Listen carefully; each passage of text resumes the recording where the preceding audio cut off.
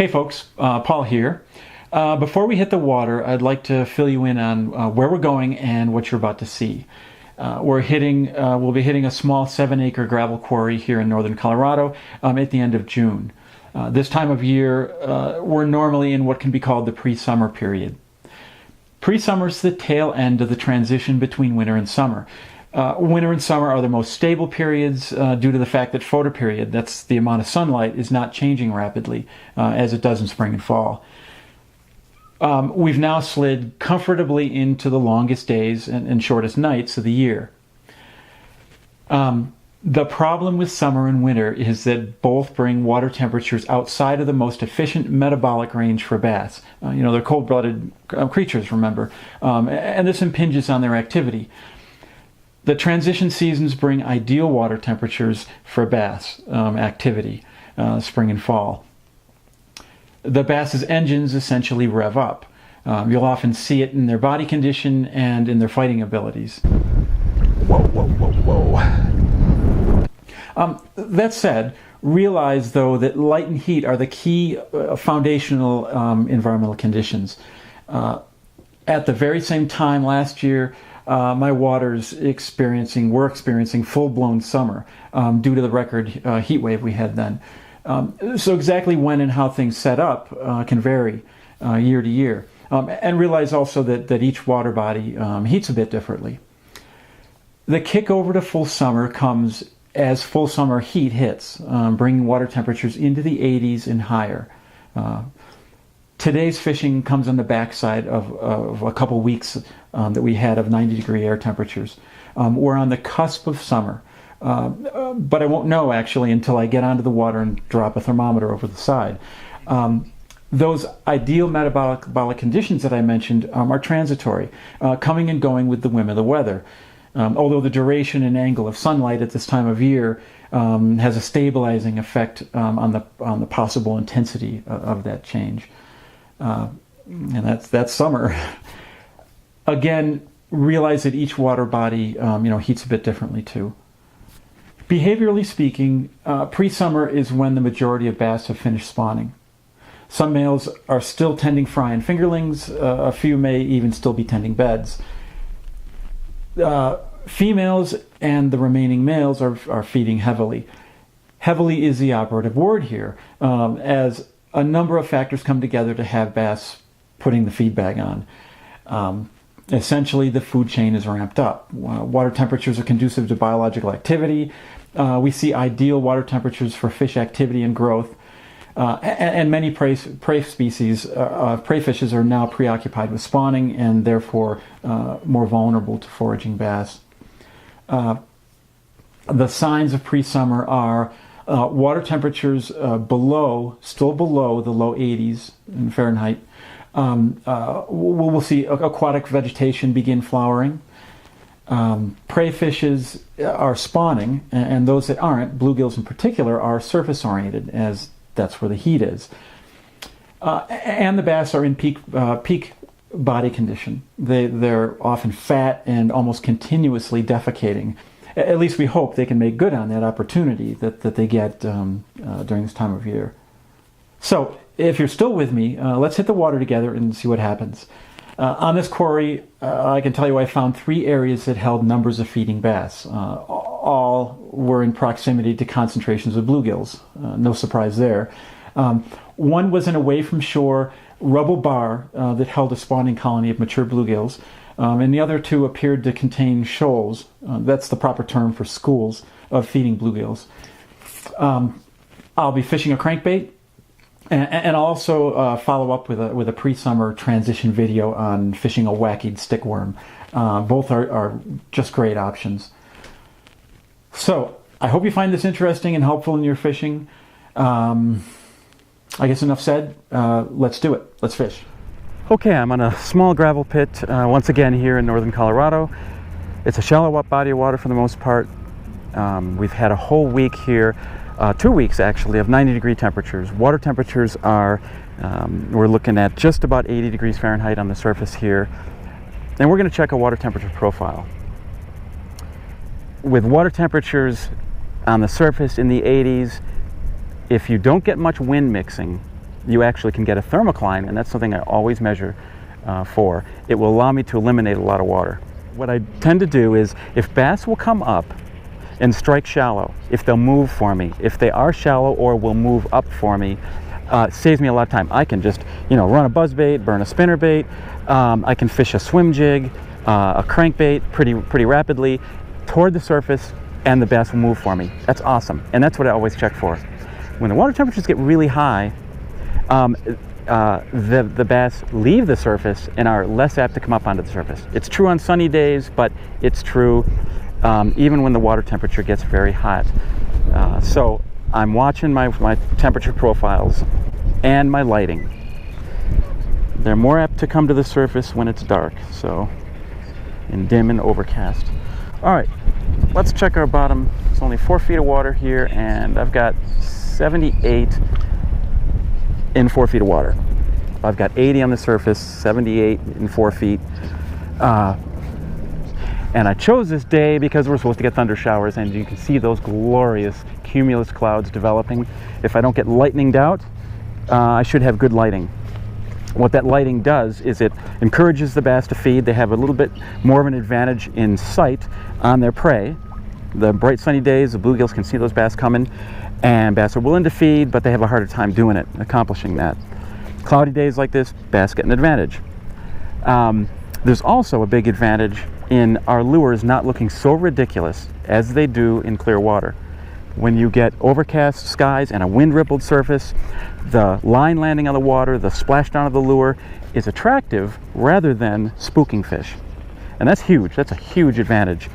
So these dark, wind-rippled days where the lighting is broken up is a huge advantage for fishermen in public waters like this. The cover is along the shoreline. Okay, shorelines attract fish. And then, there I'm getting some vegetation up here now. And then I've got a whole bunch of weeds out there. So that edge, that's a weed edge. That's going to be awesome. I'm going to be hitting that, and I'm going to hit the shoreline first. I'm going to crank this shoreline. Let's do it. The vegetation here is milfoil and threadleaf for the most part. Milfoil is a good sign. Threadleaf is not. Threadleaf is a bear to fish through. It's like spaghetti, and it just gloms onto everything. Milfoil is great. It's a solid weed, and you can bounce off it and fish it, and fish love it. I've not known threadleaf to really attract fish much, except for the fact that it's an object in the water.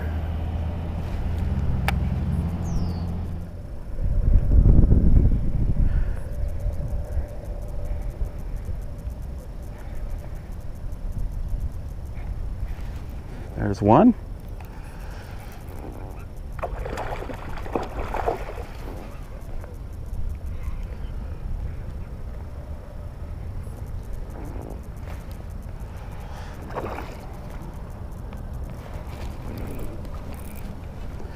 All right, we'll spin around a little here, and we'll turn you.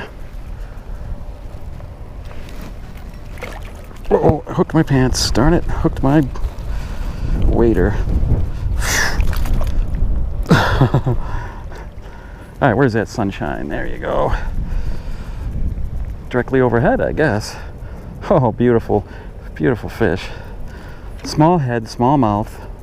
It's summer, and you're in good shape. You're feeding. This is nice. All right, honey.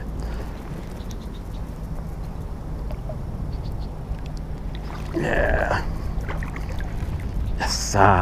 Nice. Show you the plug quick. I like to say I don't pay much attention to color. It's one of the least important things. However, color does matter to me, and I basically go with water clarity and what the prey fish are. I tend to be fishing fairly clear water. I've got good 5 feet of clarity at least. So I want it to look like a bluegill. And this is a bluegill coloration out of spawning condition. Out in the open, they tend to take on an olive reflective pearlescent color. So I scraped all the paint off of this crankbait. It was white. It was a shad color. I scraped all the color off it, and I used nail polish. and I made my own bluegill color.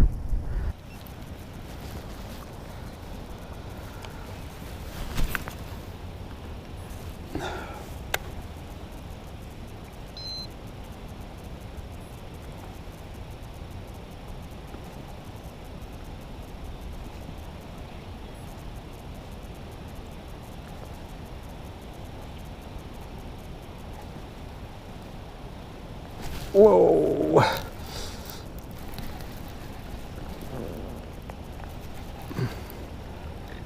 Got whaled.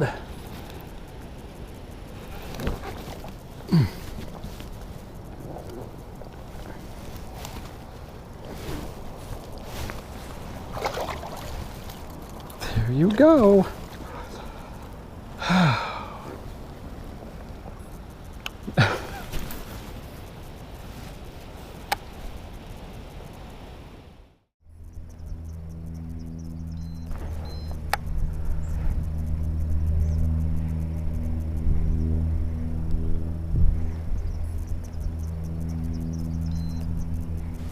That's one. You gonna jump? Don't you jump, you.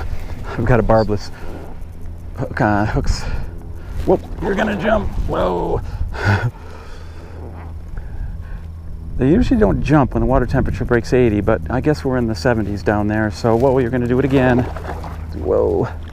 Whoa. Ooh, you're a strong thing.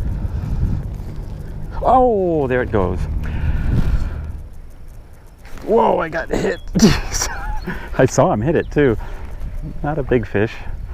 All right, let's see if we can get this fish.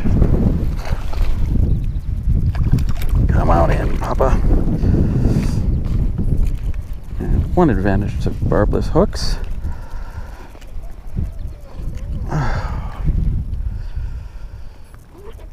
You got some fungal scars here, probably post-spawn stuff. And you're eating too, so.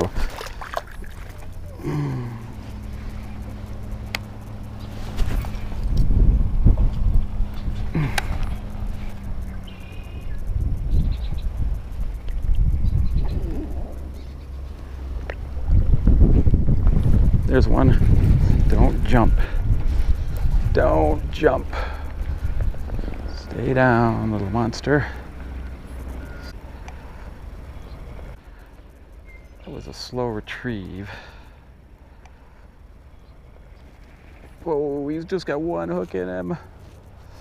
Oh, man.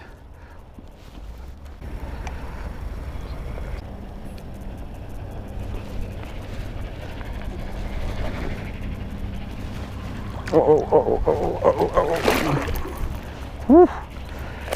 Whoa, whoa, whoa. That is gonna hurt me. You be careful, honey. You be careful, honey. Whew. Okay. That was a strong fish. They do have small heads on them. Beauty. Beauteous. Nice leopard spotted one. Oh yeah.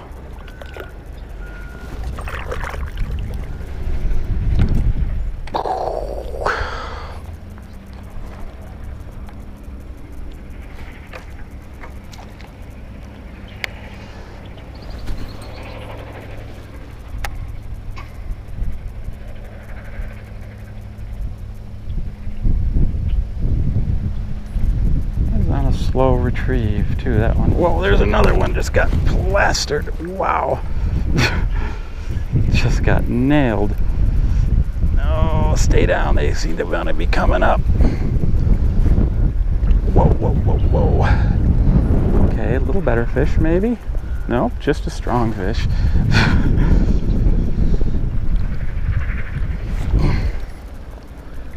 My word.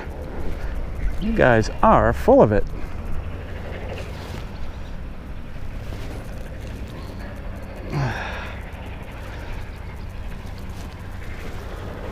Whoa, whoa, whoa, whoa, whoa, whoa, whoa, do not hook my boat.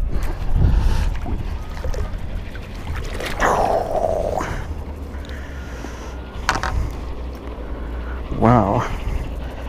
Got some hooks underneath here. man. Okay. You've been caught before. Yes, you have. You're an aggressive thing, I guess, eh? You're full of food.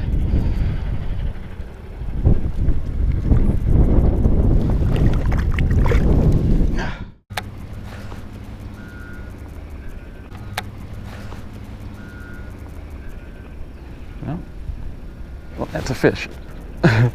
Right toward the surface he was too.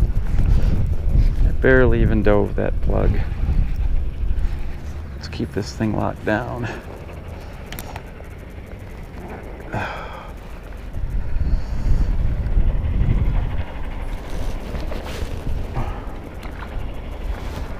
Not a big fish.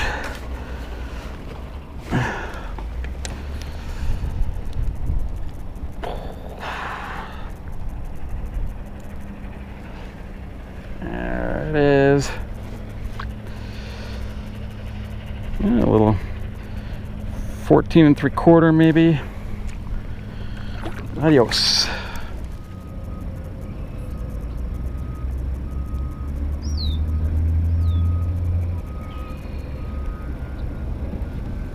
Whoa. Oh, one hook. One tail hook. Oh man, and a green fish. Oh. Well, we'll see.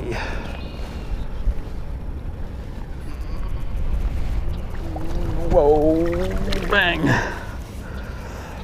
Whew. They're continuing to like this crankbait.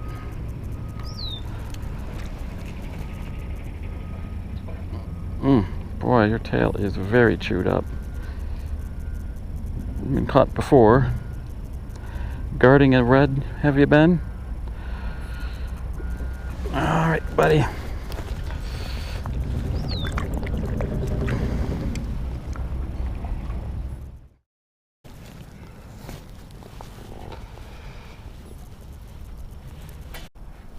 There's one. First cast in that spot. So I got 3 spots that are giving up fish, that are holding fish. Either just holding fish or aggressive fish. I've got some, they're caught randomly, a few here and there, but in my time spent cruising around this pond, I've identified 3 areas. One of them I know is a bluegill spawning colony on a rubble bar. All right, come on, Papa.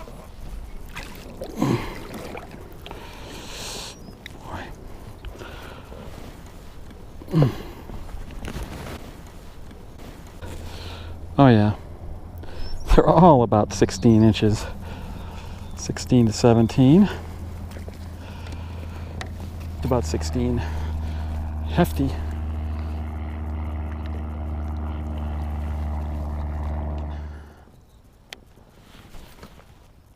We're still in the dead zone. Let's see what happens. There's one right there, so much for the dead zone.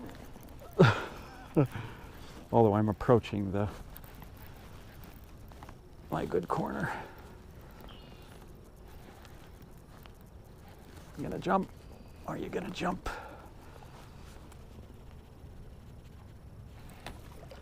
You're gonna jump. Oh.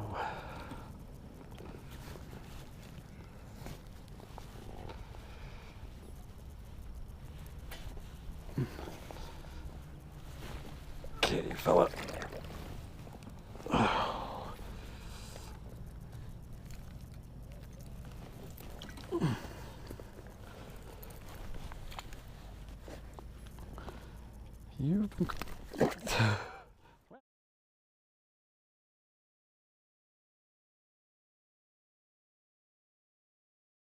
Well, you've been caught before, I was going to say. My word. All right. Gonna need some stronger thumbs there, Paul.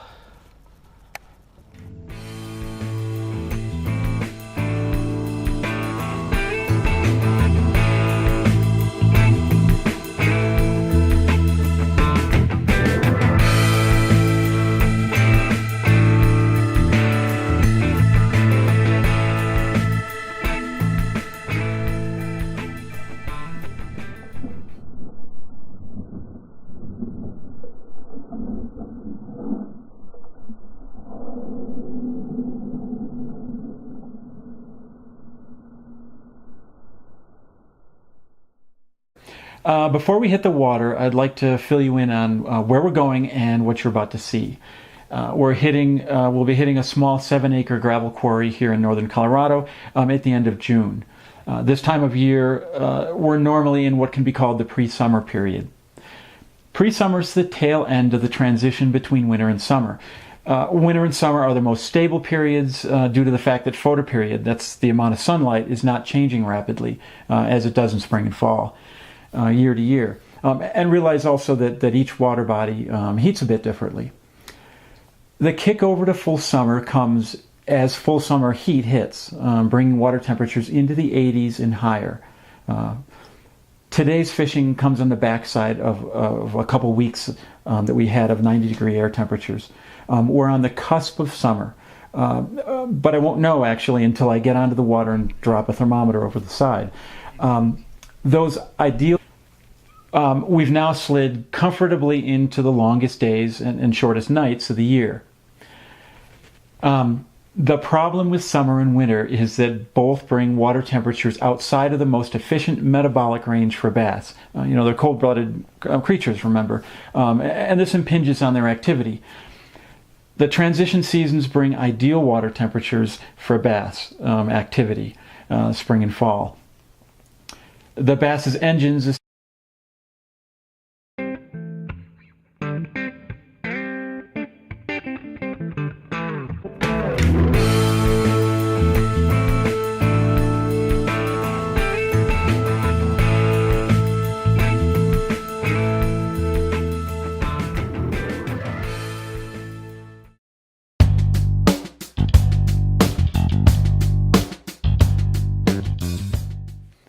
Hey folks, Paul here. Essentially rev up.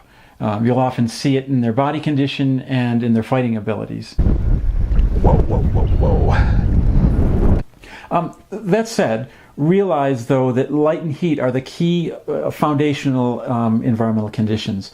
At the very same time last year, my waters were experiencing full-blown summer due to the record heat wave we had then. So exactly when and how things set up can vary.